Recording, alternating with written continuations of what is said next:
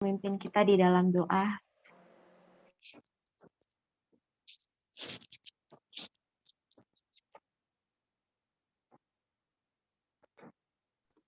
Oke.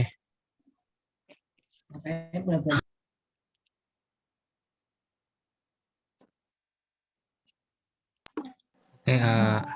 mulai ya.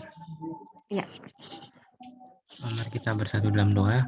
Terima kasih Tuhan, Engkau telah mengumpulkan kami pada kesempatan kali ini Tuhan. Kami mohon ampun atas segala dosa dan ketidaktepatan kami Tuhan, baik yang sengaja maupun tidak sengaja, yang tidak berkenan di hati-Mu ya Tuhan Yesus. Kami mohon ampun dan layakkan kami untuk dapat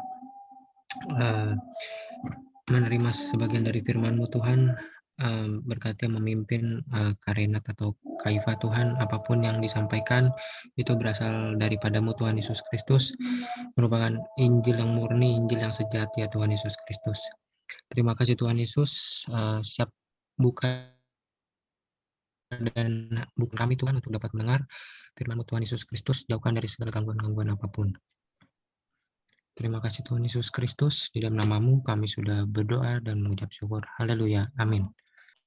Amin, puji Tuhan. Ya, kita mulai di Lukas pasal 23 ayat 1 sampai 43, dimulai dari Karena. Oke, Lukas 23 ya, ayat 1 sampai 43. Yesus di hadapan Pilatus. Lalu bangkitlah seluruh sidang itu dan Yesus dibawa menghadap Pilatus. Di situ mereka mulai menuduh dia, katanya, telah kedapatan oleh kami bahwa orang ini menyesatkan bangsa kami dan melarang membayar pajak kepada Kaisar. Dan tentang dirinya ia mengatakan bahwa ia adalah Kristus, yaitu Raja. 3. Pilatus bertanya kepadanya, engkaukah raja orang Yahudi? Jawab Yesus, engkau sendiri mengatakannya.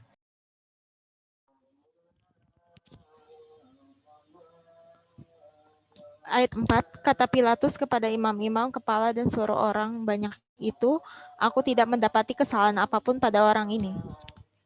Ayat 5, tetapi mereka makin kuat mendesak katanya, ia menghasut rakyat dengan ajarannya di seluruh Yudea, ia mulai di Galilea dan sudah sampai ke sini.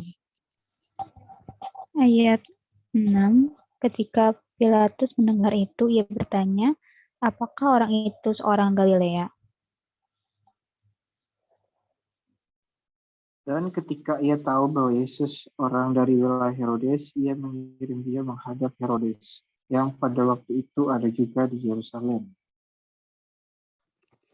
Yesus di hadapan Herodes. Ketika Herodes melihat Yesus, ia sangat girang, sebab sudah lama ia ingin melihatnya, karena ia sering mendengar tentang dia. Lagi pula, ia mengharapkan melihat bagaimana Yesus mengadakan suatu tanda.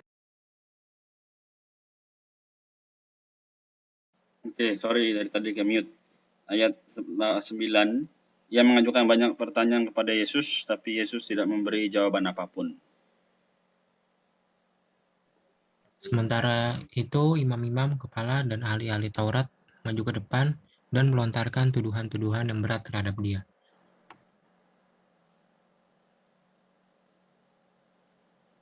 Oke, 11 ya. Maka mulailah Herodes dan pasukannya menista dan mengolok-olokkan dia. Ia mengenakan jubah kebesaran kepadanya, lalu mengirim dia kembali kepada Pilatus. Pada hari itu juga bersahabatlah Herodes dan Pilatus. Sebelum itu mereka bermusuhan. Ayat 13, lalu Pilatus mengumpulkan imam-imam kepala dan pemimpin-pemimpin serta rakyat. Ayat 14, dan berkata kepada mereka, kamu telah membawa orang ini kepadaku sebagai seorang yang menyesatkan rakyat. Kamu lihat sendiri bahwa aku telah memeriksanya, dan dari kesalahan-kesalahan yang kamu tuduhkan kepadanya, tidak ada yang kudapati padanya. Dan Herodes juga tidak, sebab ia mengirimkan dia kembali kepada kami. Sesungguhnya tidak ada suatu apapun yang dilakukannya yang setimpal dengan hukuman mati. Jadi aku akan menghajar dia, lalu melepaskannya. Amin. Ayat 17, sebab ia wajib melepaskan seorang bagi mereka pada hari raya itu. 18, tetapi mereka berteriak bersama-sama, "Penyahkanlah dia, lepaskanlah Barabas bagi kami." 19. Barabas ini dimasukkan ke dalam penjara berhubungan dengan suatu pemberontakan yang telah terjadi dalam kota dan karena pembunuhan. Ayat 20, sekali lagi Pilatus berbicara dengan suara keras kepada mereka karena ia ingin melepaskan Yesus. Ayat 21, tetapi mereka berteriak membalasnya katanya, "Salibkanlah dia, salibkanlah dia." Amin. Ayat 22, kata Pilatus untuk ketiga kalinya kepada mereka, kejahatan apa yang sebenarnya telah dilakukan orang ini? Tidak ada suatu kesalahan pun yang kudapati padanya, yang setimpal dengan hukuman mati. Jadi aku akan menghajar dia lalu melepaskannya.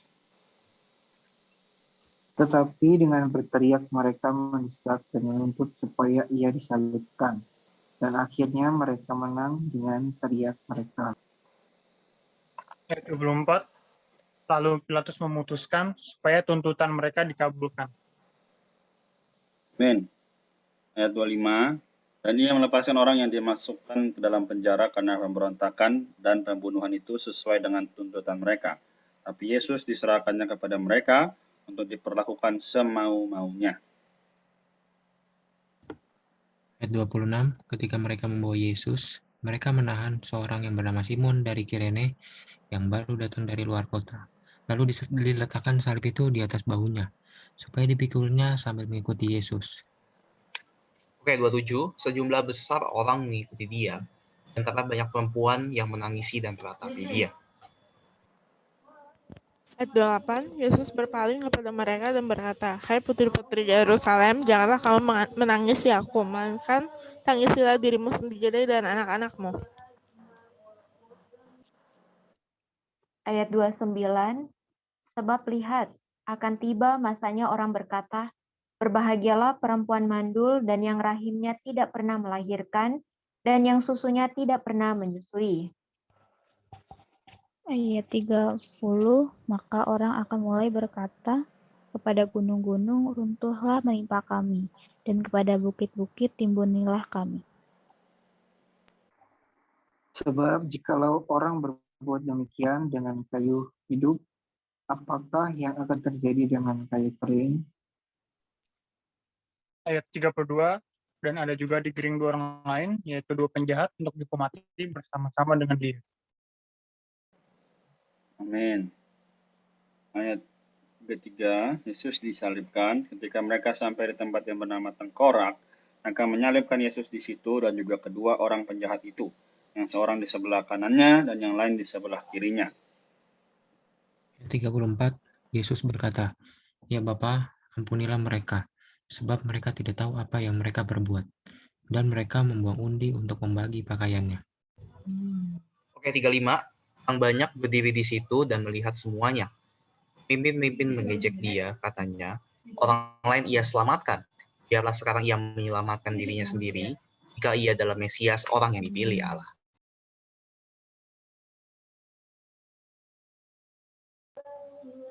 Ayat 36, juga prajurit-prajurit mengolok-olokkan dia, mereka menawarkan anggur asam kepadanya.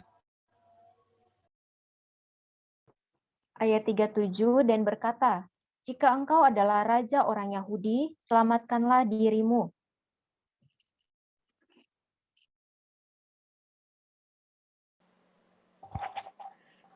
Ayat 38, ada juga tulisan di atas kepalanya, inilah raja orang Yahudi. Seorang dari penjahat yang digantung itu menghujat dia katanya, "Bukankah engkau adalah Kristus? Selamatkanlah dirimu dan kami." Ayat 40, tetapi yang seorang menegur dia, katanya, "Tidakkah engkau takut, juga tidak kepada Allah, sedang engkau menerima hukuman yang sama?" Kata itu, kita memang selayaknya dihukum, sebab kita menerima balasan yang setimpal dengan perbuatan kita, tapi orang ini tidak berbuat sesuatu yang salah. Ayat 42, lalu ia berkata, "Yesus, ingatlah akan aku apabila Engkau datang sebagai Raja. Oke, 43 terakhir. Kata Yesus kepadanya, aku berkata kepadamu, sesungguhnya hari ini juga kau akan ada bersama-sama dengan aku di dalam Firdaus. Amin. Amin. Amin. Puji Tuhan teman-teman. Untuk Lukas pasal 23 ayat 1 sampai 43 ya. Di sini kita bisa melihat bagaimana manusia penyelamat ini di dalam Lukas pasal 23 dan untuk porsi hari ini dan besok membahas perkara kematian Tuhan Yesus dan penyalipannya. Di dalam kematian Tuhan Yesus di sini Tuhan Yesus dia dibawa ke hadapan Pilatus. Di sana dia menderita penganiayaan oleh manusia. Bahkan penderitaannya seperti apa? Dia diolok-olok, kita lihat di sini ya, dia diolok-olok, dia dihina dan lain sebagainya. Kita tahu di ayat 22 di sini Pilatus sudah berkata bahwa Tuhan Yesus itu tidak didapati. Pilatus tidak mendapati itu bahwa Tuhan Yesus itu memiliki kesalahan yang setimpal dengan dengan hukuman mati. Bahkan sebenarnya Tuhan Yesus tidak memiliki kesalahan apapun. Namun kita bisa melihat ya di sini kita akan cari kata atau ayat, bukan kata ya, tapi ayat kunci bersama. Respon Tuhan Yesus. Oke, sebentar. Ya, di sini kita bisa melihat respon Tuhan Yesus terhadap penganiayaan atau pencemooh yang melakukan ejekan-ejekan ini atau mencemooh Tuhan Yesus. Jadi kata kunci yang akan ayat kunci yang akan kita dapatkan di sini yaitu ada 2 clue-nya. Yang pertama respon Tuhan Yesus terhadap orang-orang yang menghina atau menjelek-jelek, mengejek Tuhan Yesus. Kemudian yang kedua, ayat yang kedua adalah respon Tuhan Yesus bagi orang yang senyum-senyum Andre. Di sini bagi orang yang menerima Tuhan Yesus gitu. Ada yang dapat 2 ayat ya di sini. 34 dan 43. Sudah ditampilkan Kak Renat? Belum ya? Oke. Tadi siapa ya jawab 34 dan 43? Andre itu. Saya belum. Oh, Andre, pantasan senyum-senyum ya. Jadi kita sama-sama buka ya, karena Andre sudah dapat. Kita sama-sama lihat ya. Kak Renat boleh minta tolong. Nah, inilah respon Tuhan Yesus ketika Tuhan Yesus dihina gitu. Kita baca bersama-sama ayat 34. Yesus berkata, "Ya Bapa, ampunilah mereka, sebab mereka tidak tahu apa yang mereka perbuat." Ayat 43, ini respon Tuhan bagi orang yang menerima Dia. Kata Yesus kepadanya, "Aku berkata kepadamu, sesungguhnya hari ini juga engkau akan ada bersama-sama dengan aku di dalam Firdaus." Ini perkataan Tuhan Yesus terhadap siapa? Ada yang tahu? Disalibkan sama Dia juga di sebelah kanannya. Amin, puji Tuhan. Tidak dikasih tahu ya, yang sebelah kanan atau sebelah kiri. Jadi yang pasti ada salah satu penjahat yang disalibkan bersama dengan Tuhan Yesus ya, yang Tuhan Yesus jawab perkataan dari seorang penjahat ini. Oke, kita sama-sama akan bahas di ayat 30. Ya, di sini ayat 33 sampai 43. Kita akan fokus di sini di ayat 33 sampai 43, fill in the blank. Jadi di sini ada sedikit sedikit gambaran dulu di sini ketika Tuhan Yesus dibawa kemana? Ke bukit yang bernama atau tempat yang bernama Tengkorak. Di sini Tuhan Yesus disalibkan bersama dengan 2 penjahat. Satu di sebelah kirinya, satu di sebelah kanannya. Nah, oke. Kemudian di sini ada beberapa percakapan gitu ya antara penjahat yang satu dengan yang lain dan juga respon Tuhan Yesus terhadap perkataan dari penjahat ini. Oke, kita sama-sama di slide pertama Kak Renat yang kita akan fill in the blank. Oke. Jadi fokus kita di ayat 33 sampai ayat 43. Amin. Ketika mereka sampai di tempat yang bernama tengkorak, titik-titik, titik-titik. Ada dua kata. Kan. Ya, Mereka menyalibkan Yesus di situ. amin. Puji Tuhan. Terima kasih untuk jawabannya. Jadi mereka menyalibkan Yesus. Mereka menyalibkan. Ya, jadi tempat tengkorak ini adalah tempat di mana mereka menyalibkan Tuhan Yesus. Oke, lanjut. Ya, yes di situ. Dan juga kedua orang penjahat itu, yang seorang di sebelah kanannya dan yang lain di sebelah kirinya. Yesus berkata, "Ya Bapa, titik-titik." Ampunilah Tadi. mereka. Ya Bapa, Ampunilah mereka. apa? Ampunilah mereka. Amin, puji Tuhan. Inilah respon Tuhan Yesus, yaitu ampunilah mereka. Betapa Tuhan Yesus memiliki hati yang mengampuni ya teman-teman. Sekalipun sudah diolok-olok, bahkan dikatakan tidak bersalah, tidak didapati bersalah, tapi Tuhan Yesus memiliki hati yang mengampuni. Sebab mereka tidak tahu apa yang mereka perbuat. Lalu mereka membuang undi untuk membagi pakaiannya. Kita next slide, Karenar. Oke, ketika mereka sampai di tempat, bukan, next slide. Ya. Ya, salah seorang penjahat yang digantung itu. Jadi tidak dikasih tahu ya yang di sebelah kiri atau sebelah kanan. Cuman dibilang salah seorang penjahat yang digantung itu, titik-titik. Menghujat. Amin, puji Tuhan. Ya, dia menghujat ya. Salah seorang penjahat yang digantung itu menghujat. Menghujat siapa? Menghujat dia. Ya, amin. Menghujat dia, katanya, "Bukankah engkau Kristus?" Ini perkataan seorang penjahat yang menghujat. Jadi ada dua penjahat. Yang satu menghujat. Yang menghujat ini berkata, "Bukankah engkau Kristus?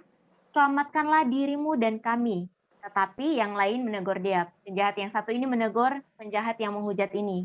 Penjahat ini berkata, "Tidakkah engkau takut kepada Allah sebab engkau menerima hukuman yang sama ketika kita memang selayaknya dihukum.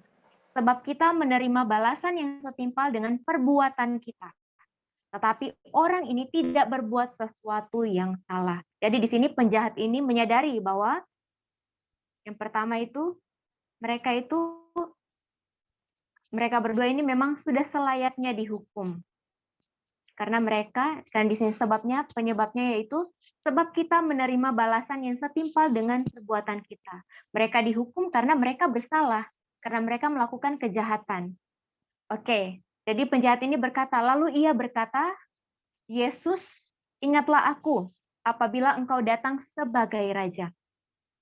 Kata Yesus kepadanya, "Aku berkata kepadamu, sesungguhnya hari ini juga titik-titik di dalam Firdaus." Engkau akan ada bersama-sama dengan aku. Amin, puji Tuhan. Engkau akan bersama-sama dengan aku di dalam Firdaus. Oke, teman-teman, kita bisa lihat ya dari poin penting kebenaran kita malam hari ini, kita dapat dua pelajaran ya. Dari seorang penjahat yang digantung ini, penjahat ini dia melakukan apa? Atau apa yang dia ucapkan gitu? Ya, apa yang dia katakan? Perkataannya dia ini seperti apa?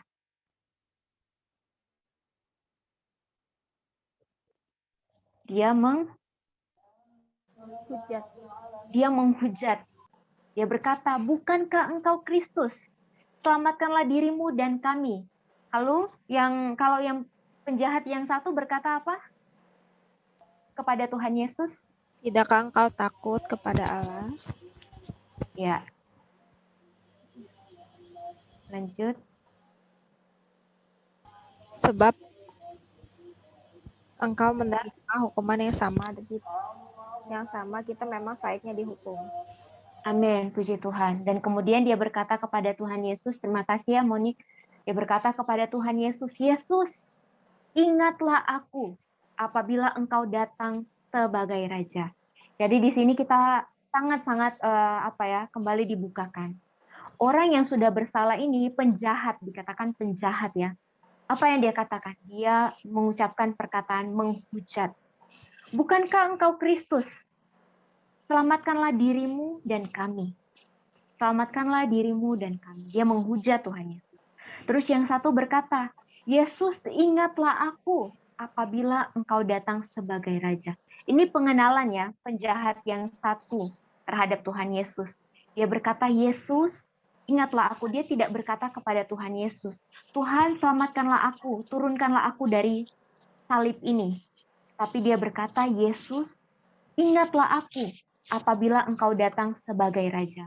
Artinya dia menyadari sebenarnya kondisi dia adalah seorang penjahat yang menerima hukuman yang sudah selayaknya dengan perbuatannya. Sehingga dia berkata kepada Tuhan Yesus, ingatlah aku. Remember me. Hari ini, apakah kita menjadi seperti penjahat yang satu atau menjadi penjahat yang seperti ini? Yang menyadari kondisi kita, menyadari situasi kita, sehingga kita berkata, Yesus, ingatlah aku. Saya sangat mengucap syukur ya untuk porsi malam hari ini. Karena penjahat yang ini tuh begitu mengenal bahwa Tuhan Yesus itu adalah seorang raja. Artinya seorang raja, dia memiliki kerajaan dan di dalam kerajaannya itu dia memerintah. Hari ini, di manakah kerajaan Tuhan kita? Ada yang tahu di manakah tempat Tuhan kita memerintah? Di hati. Amin, puji Tuhan. Terima kasih untuk jawabannya. Di hati kita. Artinya di hati kita sudah ada Dia Sang Raja, tinggal di dalam kita. Seharusnya Dia yang memimpin, Dia yang mengarahkan, Dia yang menginisiatif segala sesuatu. Tapi apakah kita menjadi orang yang ketika melakukan kesalahan atau kita melakukan ini dan itu, kita akan berkata, Tuhan, seperti penjahat yang satu ya, berkata, Tuhan, bukankah engkau Kristus? Tuhan, bukankah engkau Tuhan? Tuhan, bukankah engkau ini? Seharusnya engkau dapat menyelamatkan aku dari dosa-dosaku. Seharusnya Tuhan, dia maunya Tuhan melakukan sesuatu bagi dia. Dia maunya Tuhan itu harus melakukan ini dan itu bagi kepentingan dia. Tetapi penjahat yang satu ini berkata, Tuhan, ingatlah aku. Biarlah kita menjadi seperti, bukan menjadi penjahat yang melakukan kejahatannya, tapi memiliki karakter ini gitu. Ketika kita melakukan sesuatu, kita tahu di dalam kita ada Tuhan dan kita berkata, Tuhan, ingatlah aku. Tuhan, aku mau kerjakan tugas. Tuhan, ingatlah aku. Tuhan, aku merencanakan masa depanku begini-begini. Tuhan, ingatlah aku. Biarlah ini menjadi pengalaman kita ya teman-teman. Bukan menjadi satu doktrin hitam di atas putih, tapi biarlah dalam pengalaman kita setiap hari, kita mengizinkan Tuhan yang meraja di dalam hati kita. Amin. Ada yang mau sharing atau bertanya? Atau mau menambahkan, Kak Renat? Ya, bagaimana Wahyu? Ini mengenai ini ada nggak sih Kak latar belakang dari penjahat yang menerima Yesus ini? Soalnya gimana kan orang yang disalib itu kan biasanya orang yang melanggar pelanggaran sangat berat ya. Kalau penjahat yang menghujat Yesus itu kan kayaknya normal aja gitu sikapnya. Dia kan penjahat. Jadi kayak wajar aja dia bisa ngomong kayak gitu. Kayak lu kan Tuhan, lu kan ini. Jadi kayak emang itu sifat penjahat.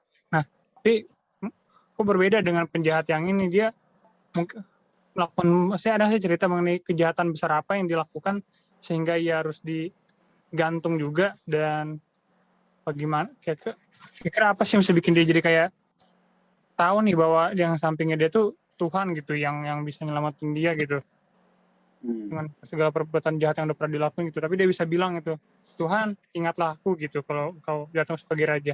Kan kayak luar biasa banget gitu. Amin. Oke. Ada yang mau coba jawab? Adakah yang mau jawab? Jawabannya ada di dalam ini juga sih, ada beberapa di ayat-ayat ini yang kita baca. Ada yang mau? Dengan baik. Oke, belum ada rasanya ya. Bisa dijawab saja.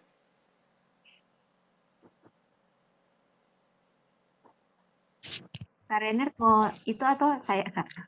Saya nanti yang nyimpulin aja. Oke, Kak Renat yang simpulkan ya. Amin, puji Tuhan.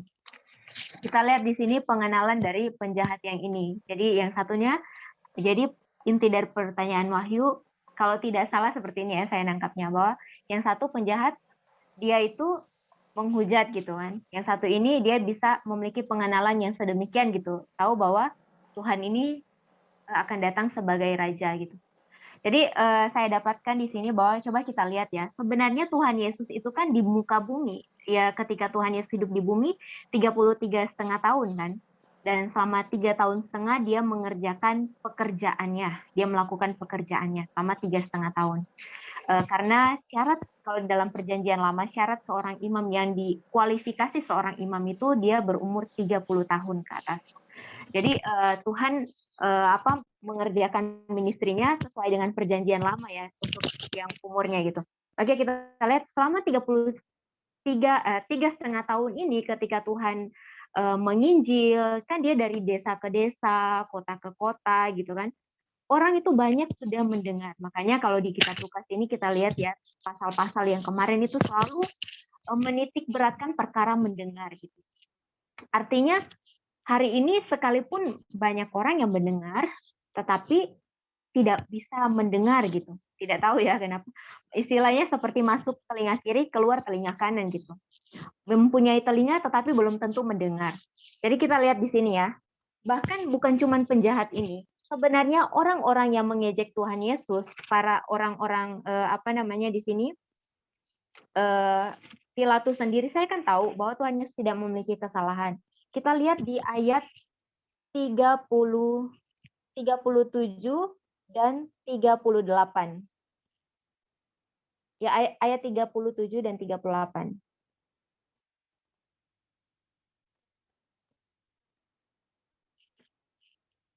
Maaf Kak Renard, ayat dari 35, 37, 38.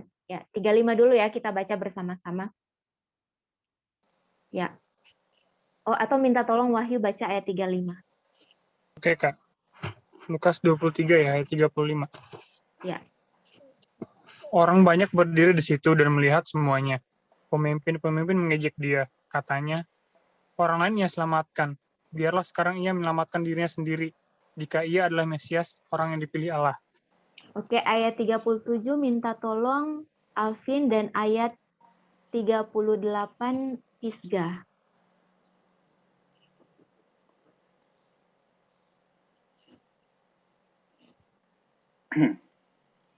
Alvin nggak ada kayaknya. Lagi ada halangan. Ayat 37 boleh minta tolong Janita. Ayat 37. Dan berkata, jika engkau raja orang Yahudi, selamatkanlah dirimu. Ayat 38 Tisga. Ada juga tulisan di atas kepalanya, inilah raja orang Yahudi. Oke, jadi kalau dari ayat-ayat ini kita lihat ya, bukan hanya penjahat itu saja yang tahu bahwa Tuhan Yesus adalah raja. Tetapi kita lihat di sini, orang-orang sebenarnya yang di situ pun tahu bahwa dia adalah raja. Di ayat 37 dan 38. Mereka itu mengakui bahwa dia adalah raja. Ayat 35, orang banyak yang berdiri di situ, melihat semuanya itu.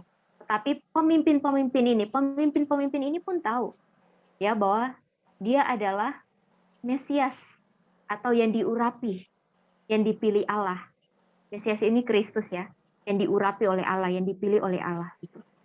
Hari ini berarti apa? Banyak orang yang sudah selain melihat setiap pekerjaan yang dia lakukan, bahkan mendengar tentang dia. Namun tetapi tidak semua orang bisa menerima dan mengakui bahwa dia adalah raja. Tapi puji Tuhan, orang yang sangat dirahmati adalah orang yang seperti penjahat ini, yang mengakui bahwa Tuhan Yesus adalah raja dan berkata, Yesus, ingatlah aku ketika engkau datang sebagai raja. Amin. Bisa menjawab kah Wahyu? Iya, Kak. Jadi dari yang awal Kak bilang tentang mendengar, mungkin itu ya. Jadi yang penjahat itu dengar, cuman dia mungkin nggak menangkap dengan baik itu pesan Tuhan. Sedangkan yang kedua, yang menerima Tuhan Yesus itu dia mendengar juga, kan tapi dia menangkap maksud Tuhan itu bahwa dia tuh datang sebagai raja gitu, yang menyelamatkan kita. Itu sih Amin. pesan yang aku ini yang di awal kakak katakan tadi. Masih Amin. ada. Puji Tuhan. Ya, sama-sama. Oke. Ada lagi yang lain atau Kak Renard mau simpulkan karena sudah menit 31. Ada lagi nggak? Kalau nggak ada, saya hitung sampai 5 ya. Oke, jadi Wahyu tadi ada pertanyaan satu lagi ya kalau nggak salah ya, mengenai latar belakang si penjahat itu ya. Iya. Ya, jadi gini, kita kalau di dalam firman Tuhan ya, sebenarnya kita perlu ambil satu prinsip, yaitu tidak semua yang penting, tidak semua hal itu dicatat, atau tidak semua hal itu bisa ditulis dalam firman Tuhan. Karena yang ditulis oleh para penulis adalah kejadian-kejadian yang krusial saja. Ya, untuk apa? Kalau kita lihat dalam Yohanes pasal 20 ya ayat 31 di situ berkata, tapi semua yang tercantum di sini telah dicatat supaya kamu percaya bahwa Yesuslah Mesias, Anak Allah, dan supaya kamu dan oleh imanmu memperoleh hidup dalam namanya. Jadi pembicaraan firman Allah itu adalah intinya Kristus. Jadi kenapa si penjahat itu yang dua orang itu tidak dicatat latar belakangnya, asal usul dari mana kok tiba-tiba disalibkan? Karena apa? Sebenarnya mau dijunjung tinggi atau yang disusun atau diberitakan adalah Kristus. Ya, bagaimana supaya mereka yang hari ini hidup melihat nih bahwa oh iya benar juga, ternyata orang yang jahat saja mereka bisa diselamatkan asal percaya dan menerima Yesus. Nah, ini adalah satu teladan yang baik. Jadi di dalam kehidupan kita sebagai orang Kristen, memang kita berkata, oh kalau aku salah, aku bertobat, aku diselamatkan. Tapi jangan anggap remeh atau anggap enteng demikian. Yang harus diambil adalah kita hari ini sebagai orang yang diselamatkan perlu mengambil satu sikap yang proper ya, yang tepat. Oke, kalau bisa sebelum aku mati ya, atau jauh-jauh sebelum aku mau meninggal, aku harus sudah percaya nih, gitu. Jadi latar belakang kita atau background kita tuh nggak dilihat, tapi yang dilihat adalah bagaimana kita dengan Tuhannya, ya kan? Maka Tuhan berkata apa tadi? Engkau hari ini juga, ya, hari ini juga, bukan oh karena perbuatanmu dulu ya aku nggak mau terima kamu deh, enggak, tapi hari ini juga, anak engkau ya bersama-sama dengan aku di dalam Firdaus. Nah, berarti inilah bukti daripada kasih karunia atau anugerah Allah yang dikatakan dalam kitab Perjanjian Lama, rahmatnya selalu baru tiap pagi. Nah, itulah mengapa kita perlu datang kepada Tuhan tiap-tiap hari. Mengapa kita perlu membaca firman-Nya, berdoa setiap hari supaya kita boleh menerima dirinya sebagai roh yang menghidupkan itu ya. Jadi Wahyu dan teman-teman sekalian, ini kesimpulan singkat ya. Moga kita terus mengasihi Alkitab. Jadi kita kan kalau mau cari latar belakang kita cari. Semakin kita cari, maka malah semakin nggak dapet. Ya, tapi yang harus kita ambil adalah, oh hari ini, bagaimana hidupku hari ini, bukan masa lalu. Gitu. Ya, jadi Tuhan, moga Tuhan memberkati. Amin. Terima kasih. Amin. Oke. Belum ada lagi? Ya. Baik, kalau belum ada, diserahkan kepada siapa ini untuk berdoa? Ya, siapa yang mau pimpin doa? Doa penutup?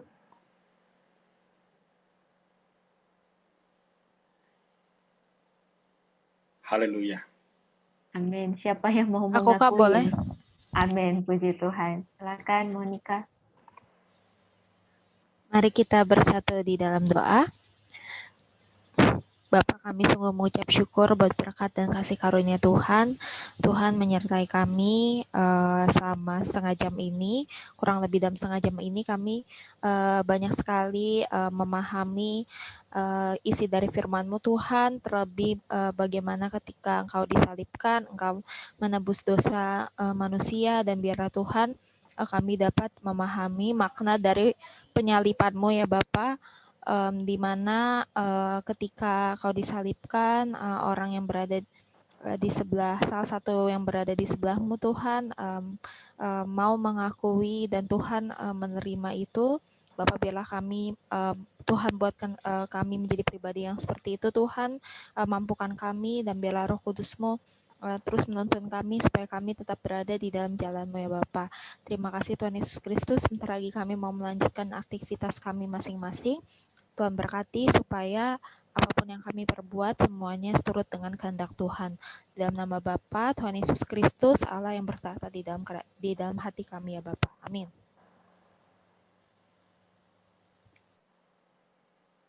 Ya, Amin. silakan Kak.